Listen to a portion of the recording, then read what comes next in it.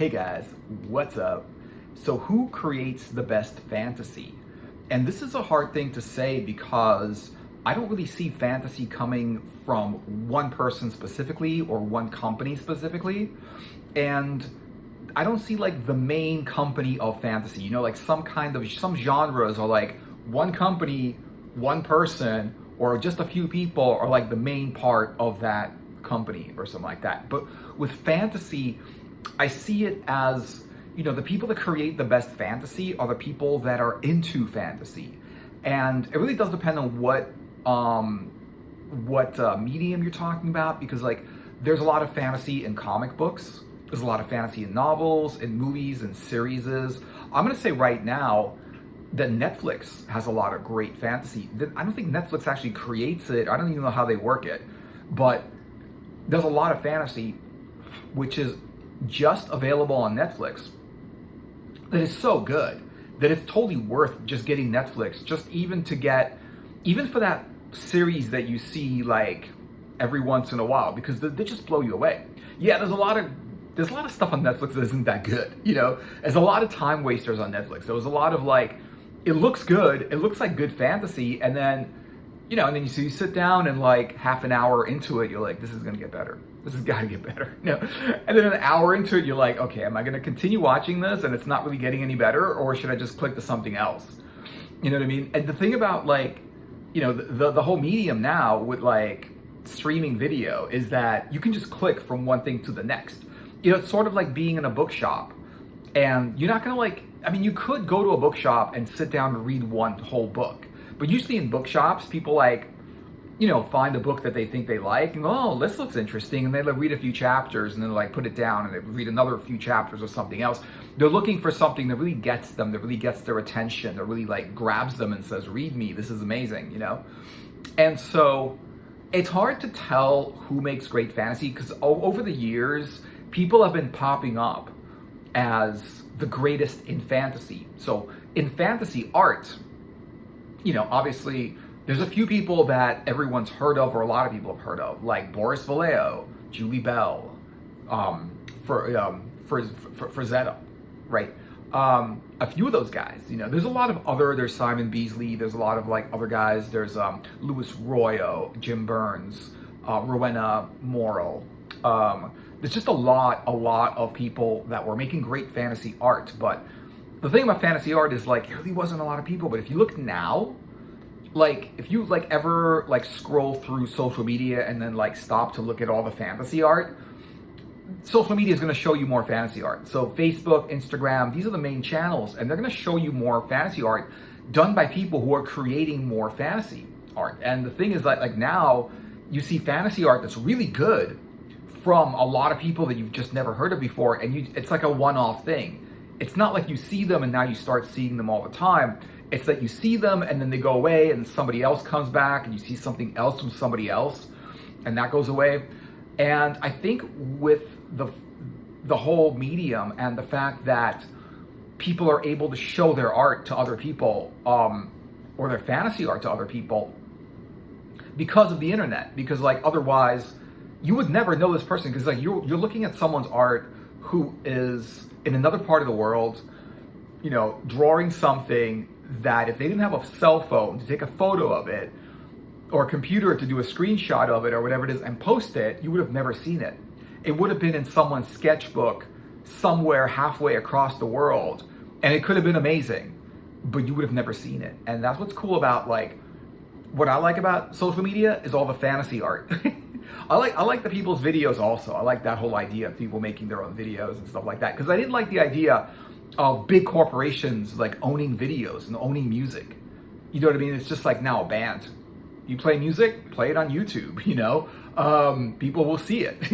If you play music and like, you're waiting for some big person to sign you up to a record deal, you can make it big if they do that, but the chances are they won't do that. They don't really sign up a lot of bands to record deals unless those bands are just like already popular. And so bands are like now they're like, oh, let me get an audience, let me get an audience, put their stuff on the internet. And so it's not the everyday person, but I think actually, yes, it is. Like, it's the everyday person now that's making great fantasy art, because art is just like a movie takes a budget, a series takes a budget, a novel takes imagination and a lot of time. And even like maybe when someone wants to write as a career or just something to do, or just as an expression of art, and they want to write fantasy novels, it's not that, it's that there's a few things about it. One is no one will see the fantasy novel. We don't have like an internet platform where people can actually read fantasy novels, unless you post it up to like put it on Nook or Kindle and then charge like 99 cents for it, or just give it away for free, or like give like the first episode of that fantasy novel for free and then like continuing episodes you pay for it. It's like, I guess they have the free novels, but I've read some of the free novels and they just weren't that good. It's hard to get people into stuff because a novel takes time. It takes someone to sit down and for hours, not like a movie where like in the first 10 minutes you're caught and you want to watch the rest of the movie. A novel, it's like, no, they got to sit down and read several chapters. They have to read into the book. They have to read at least the first 50, 60 pages to even judge to see like, are they going to read the rest of this book?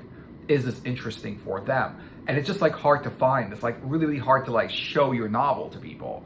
It's still novel is still the old school way of doing it, where you get it into bookshops, right? Or you put it on Kindle, but there's so much on Kindle that are people going to really find it? With art, it's still hard to do. It's still hard to show to people, but with art, it's just like you put it up there, and people will see it, and people will share it. And art is just like an instant thing. It's not like you have to sit down and give it some time and attention. It's an instantaneous thing, and it only takes like a few seconds of your time to see that art and then go on to the next thing. So that's the one thing that I really like, is the everyday person is becoming your artist. It's not just like in the past, you really seriously had to really like be an apprentice to an artist before knowing how to make art. I don't think that Van Gogh was an apprentice to an artist at all. Van Gogh learned art himself. I'm not sure about a lot of the other artists, but like Van Gogh, I'm pretty sure learned art himself. And I think because he learned art himself, he was able to create these really, really like kind of weird visuals, these trippy paintings of sunflowers or fields or the sky or people or whatever it was. And it wasn't popular at the time. People just like didn't relate with it. They're like, what is this? It was like the modern art where people don't get it. It's like, well, they're like, well, that's not what a sunflower looks like, or that's not what the sky actually looks like. And it's like, that's the point.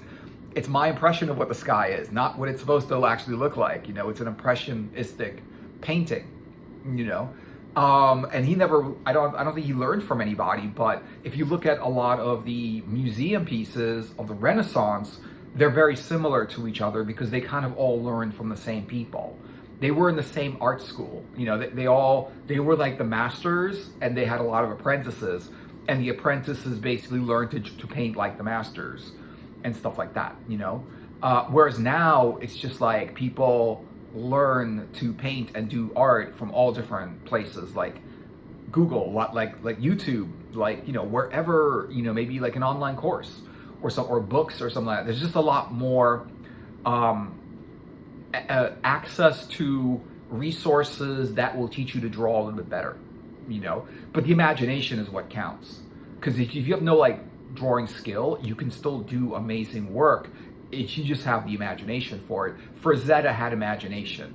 A lot of his stuff was very impressionistic. It was like, sometimes he wouldn't even draw someone's face. They would just like black it out in darkness.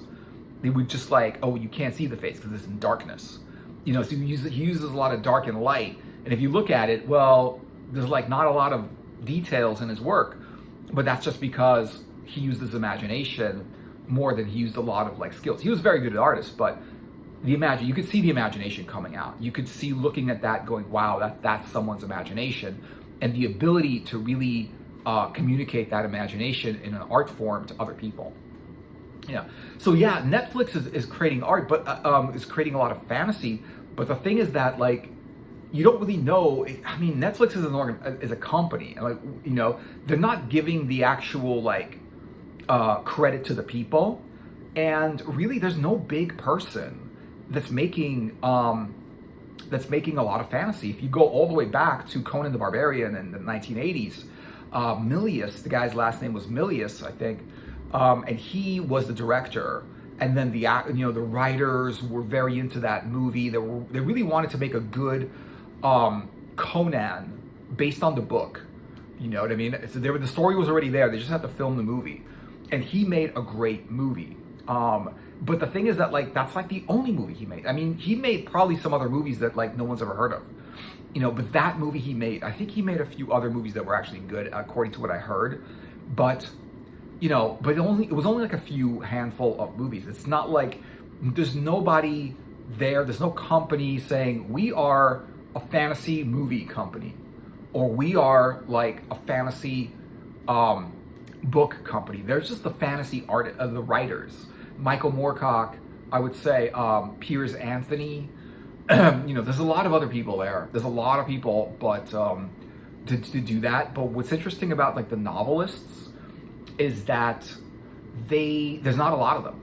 There really isn't a lot of them. There's like a few big ones, but it's really easy also to make bad fantasy, and that exists because there's a lot like you'll turn on a movie, it's like, oh, this is fantasy, and then you watch it and it's like, yeah, it's fantasy, but that's like its only redeeming quality. It can't just be fantasy and then people like it. Fantasy is just what people like. It's a genre that people like. But what people really want to see is a good movie. Like even if it's not fantasy, I'd rather just see a good movie. Even if it's fantasy, that's great. I think that's probably even better than just having a good movie because it's got fantasy elements in it, than something that's like just fantasy, but its only redeeming quality is that it's fantasy, and the actual quality of the movie isn't good, or the book isn't good, or the artwork I don't like. I'm not going to say artwork isn't good because that's like, you can't like say someone's artwork isn't good because that's their impression. And, that's their communication. That's their, it might mean something that you just can't pick up, that you don't see. And, they have to, if they explained it, maybe you'd be like, oh, I get why you did that, because art is very much like, some people like it and some people don't. Not everyone agrees. Just same with music. Not everyone agrees that certain music is good. Even popular music, a lot of people hate that. You know what I mean? Even popular art, there's a lot of tons of people that don't like it. Even popular like fantasy that's supposed to be good, there's a lot of people that hate that. And so if you look at something like George R.R. Martin with Game of Thrones, I couldn't get into Game of Thrones. I couldn't get into the book. I had the book. I bought the book. I tried reading it. It didn't appeal to me, really. And then I watched the first episode, I think, of the series, and it didn't appeal to me, but he is definitely making great fantasy. I just feel like about George R.R. Martin is that, like, I think Game of Thrones, it doesn't feel like it's fantasy enough. I know it gets more fantasy as it goes along, but I don't feel like it's fantasy enough. There's not enough monsters, supernatural, magic, there's no wizards. Like, it feels more like it starts off more like a medieval drama, a medieval fiction, than a fantasy, because just he limits the use of fantasy elements, and I think that's probably one of the reasons why I didn't get into it. I was expecting a fantasy book, and I'm reading into the chapters of it, and it's just like, where's the fantasy part of this? It's a medieval, so that's the fantasy element, you could say, but also it could just be a period piece where it's just like it's just medieval. Unless you put dragons in there and fantasy elements and magic, it's just medieval. It's like on Netflix, the whole series about Vikings. It's actual just about Vikings. It's not about anything magical, or it's not fantasy Vikings. It's not sword and sorcery Vikings. It's just Vikings.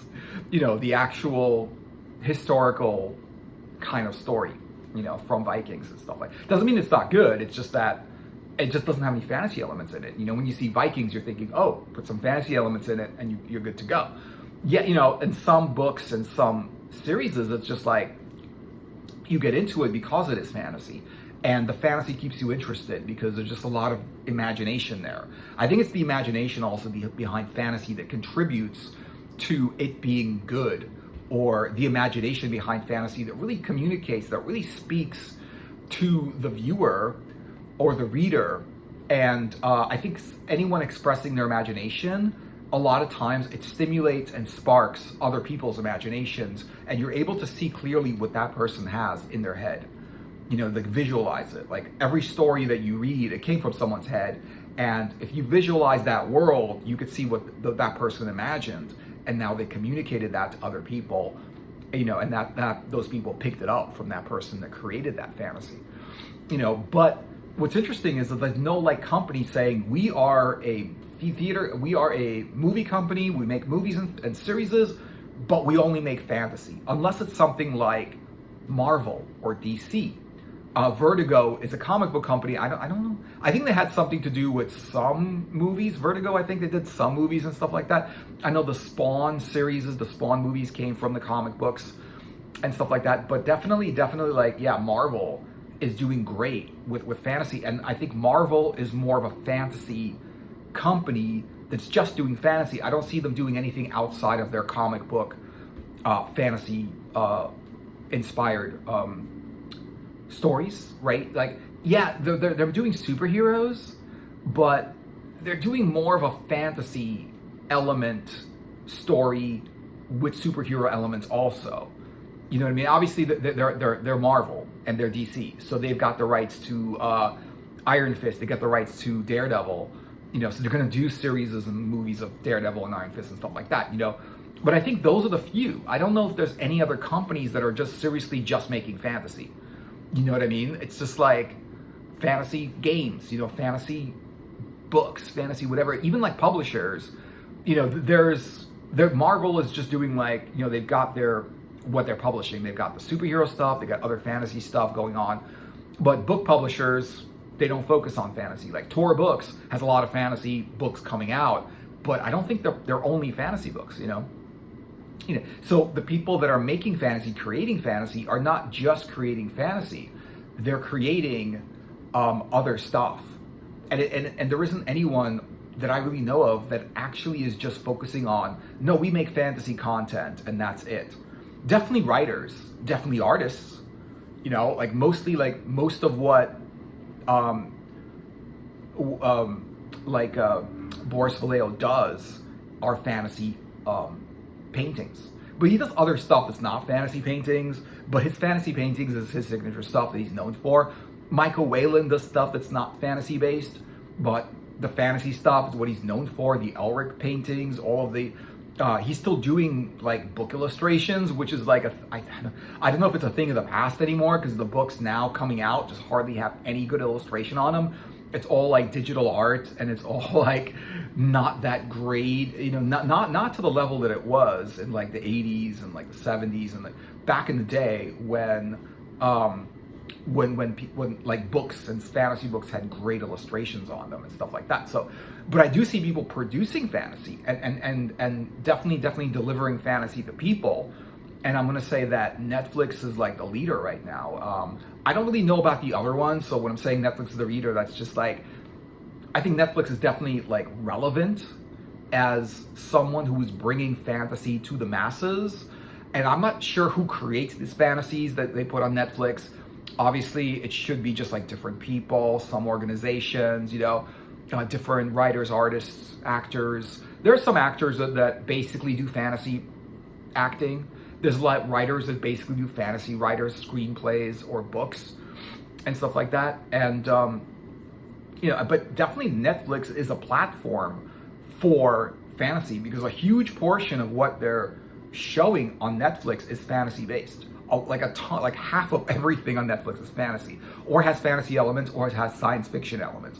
If you look at all of the, yes, they got the comedies and the horror, but even something that says horror on it or thriller or something like that has fantasy elements in it. So if you look at something like The Chilling Adventures of Sabrina, it was supernatural, it was witchcraft, but it was mostly fantasy. I mean, the way they packaged it was Chilling Adventures of Sabrina. You're thinking it's a horror series, but even though they had monsters, it really wasn't a horror series, because horror series have to be scary, and this was more like a fantasy story than a horror series. So there are people making it, more and more people are making it, because it's becoming more and more popular, because more people are watching it. And especially with CGI, like computer generated special effects, because of CGI, you could make so much more visual stuff that you could do fantasy and just like do great effects in fantasy that you couldn't do before. You could do great effects for very, very cheap. Any artist that knows how to do 3D, whatever software they're using to make those effects, to make those CGI effects, can sit down and make those effects like in their house by themselves in a very short period of time and show that to people and just really amaze and dazzle everybody with the imagination and the whole, the quality of all the special effects and the realisticness of all the special effects, because it's really realistic and really good looking right now. And so who makes the greatest fantasy? Well, right now it's the fantasy people that are into fantasy, but it's definitely the big people that are like in the spotlight, in the prominent space, that these are the people that are really going to deliver fantasy to the people. And things like Netflix and whatever are definitely some of the platforms where people can actually get fantasy. And I think more and more people are going to be creating fantasy. People that are just into fantasy, it'll be a lot easier for them to create fantasy in the future. So yeah, so let me know what you guys are thinking in the comments. Thanks for watching. I hope you enjoyed the video.